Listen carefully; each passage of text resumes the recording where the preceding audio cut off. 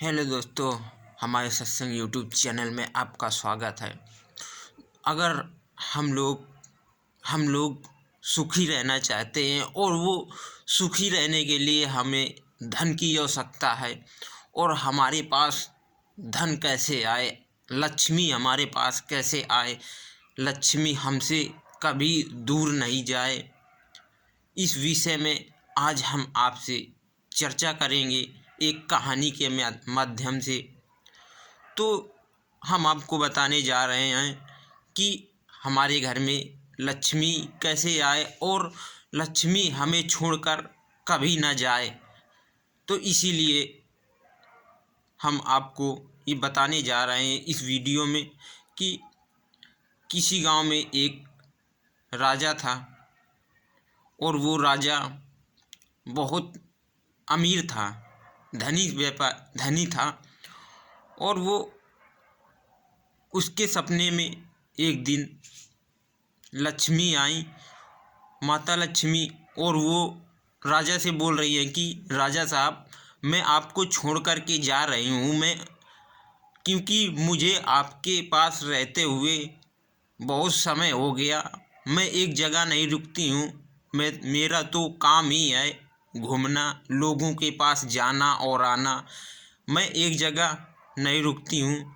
तो राजा सोच में पड़ गया और राजा कहने लगा, माता जी, आप अगर मुझे छोड़ करके चली जाओगी तो मैंने रिश्तेदार और व्यवहार सब तोड़ दिया है तुम्हारे लिए।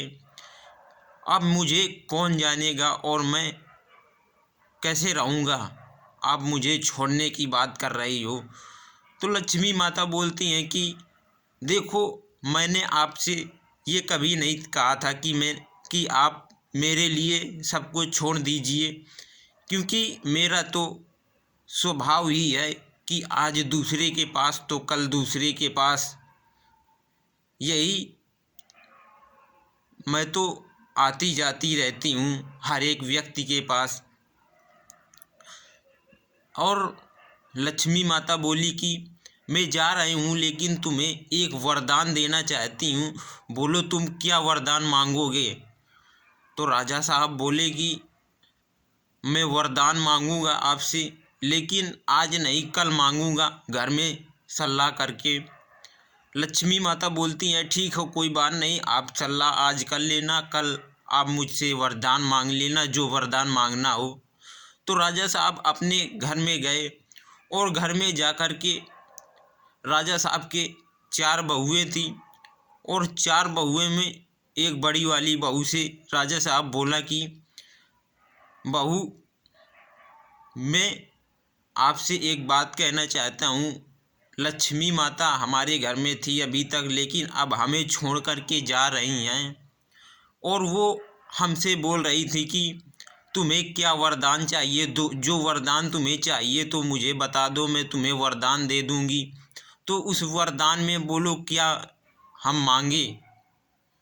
तो उस बड़ी वाली बहू ने बोला कि पिताजी, आप माता जी से धन दौलत हीरे मोती मांग लीजिए।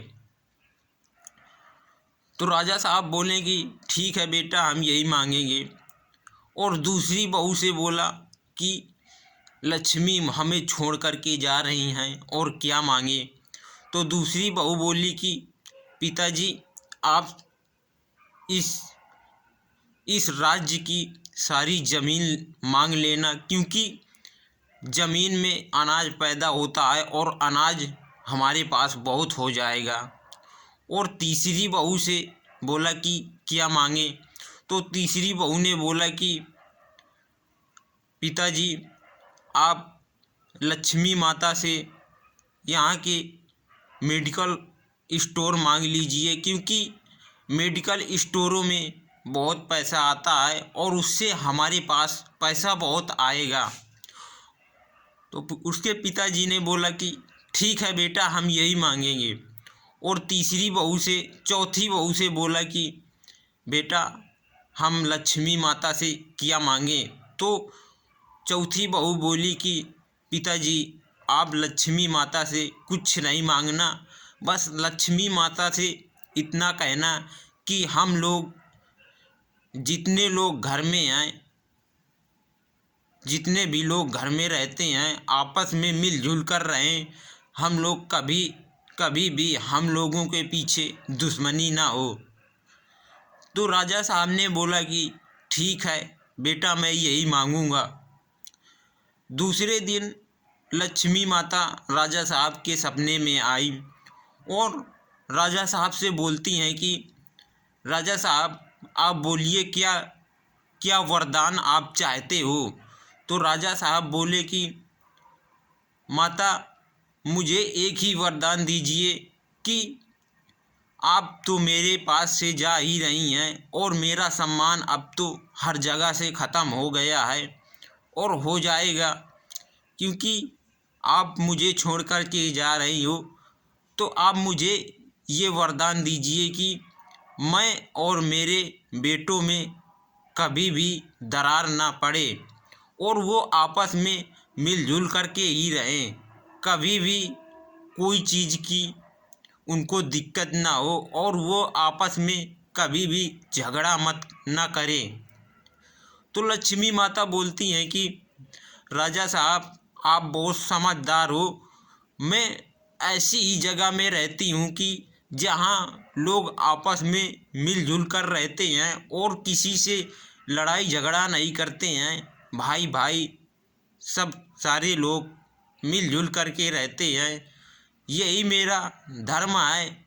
और उन्हीं के पास में मैं जाती हूँ जो लोग प्यार से रहते हैं और किसी से झगड़ा नहीं करते हैं, लोगों का सम्मान करते हैं और बड़ी लोगों की इज्जत करते हैं और अच्छी तरह से बातचीत करते हैं। उन्हीं के पास में मैं जाती हूँ। तो राजा साहब, मैं आपको छोड़ कर के अब कभी नहीं जाऊंगी, क्योंकि आपने ऐसा वरदान मांग लिया है कि आपने ऐसा वरदान मांग लिया है कि हम सब लोग मिलजुल कर के रहें और मुझे ऐसी ही जगह रहना पसंद है जहां आपस में लोग मिलजुल कर के रहें, किसी से झगड़ा ना करें किसी भी चीज़ में। तो इस वीडियो में मैं आपको बताया हूँ कि हमें किस प्रकार से मिलजुल कर के रहना चाहिए, तभी हमारे पास लक्ष्मी रहेगी। और किसी से झगड़ा नहीं करना चाहिए और किसी से बात करने में उससे कभी भी गलत शब्द का प्रयोग नहीं करना चाहिए।